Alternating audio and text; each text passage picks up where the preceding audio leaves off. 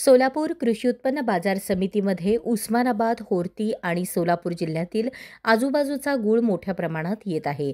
जो पूर्वी 3 ते 4 हजार डाग होता तो आता 7 ते 8 हजार डाग आवक झाल्याने संक्रांतीमध्ये 3500 ते 4200 भाव होता तो आवक वाढल्यामुळे 3200 ते 3700च्या दरम्यान आला आहे.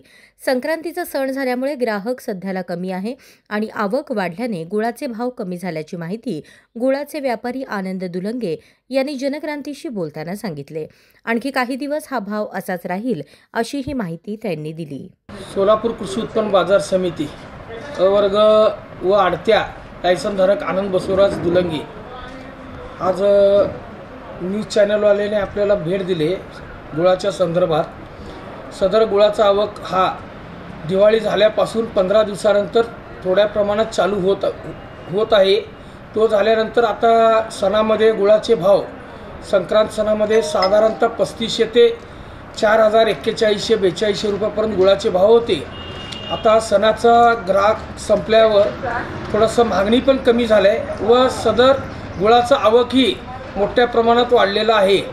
साधारणतः सोलापुरात सुरुवातीला सणाच्या दिवसात संक्रांतमध्ये 3 ते 4 हजार डागाचा आवक राहत होता.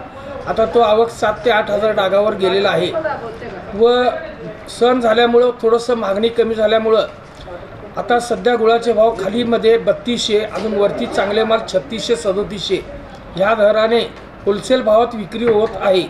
अजून सध्या आमच्याकडं गुळाचा आवक हे सोलापूर जिल्ह्यातून व उस्मानाबाद जिल्हा ह्या भागातून, होर्टी ह्या भागातून मोठ्या प्रमाणात चांगल्या प्रकारे होत आहे.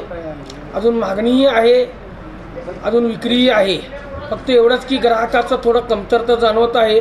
तो कालांतरा पुढच्या महिन्यात 15 दिवसात किंवा अजून एक 10-12 दिवसाने स्टॉक ठेवणाऱ्याचं लोकांचं जर संख्या वाढलं तर अवकीला अजून विक्रीला स्टॉकला माल जात असल्यामुळं थोडंसं जेमतेम रुळावर येईल खरेदी विक्री.